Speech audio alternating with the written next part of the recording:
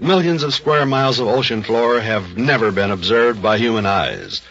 And so, it should not be surprising if, now and then, out of the watery depths, some new shape emerges, unless that shape happens to resemble nothing else that moves between heaven and earth.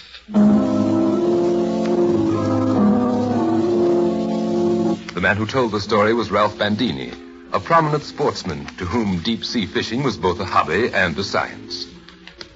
Early in September 1920, Mr. Bandini had set out on a fishing expedition in the waters of the Pacific.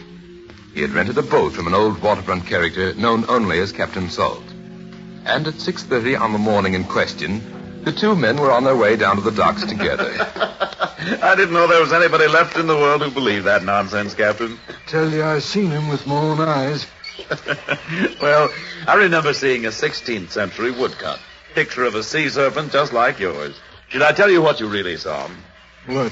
Well, it could have been any one of a number of things. Most sea monsters turn out to be ribbon fish or giant squids. One of the most famous ones on record was nothing more than a mass of seaweed. You can laugh, mister, but I'll take you out to the spot where I last went into him.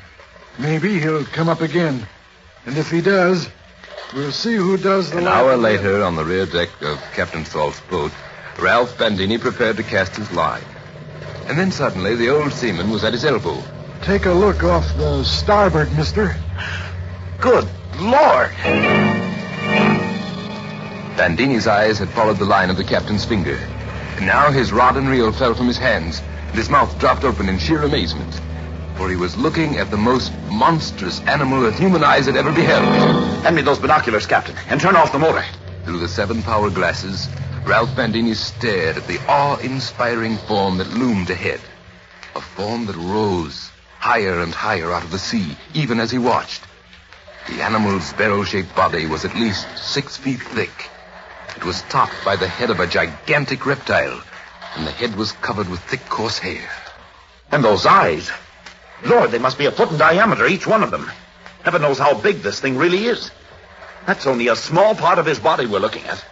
What makes you think so? Why, he doesn't even rise or fall with the waves. They just hit against him and break.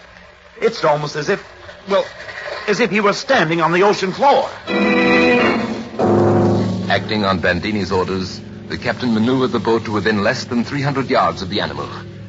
And the closer they came to him, the more overwhelming he seemed.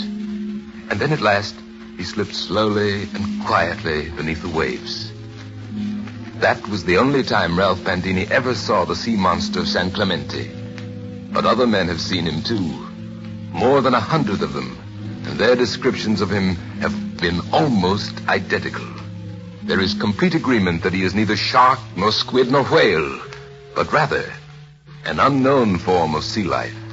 A form incredible but true.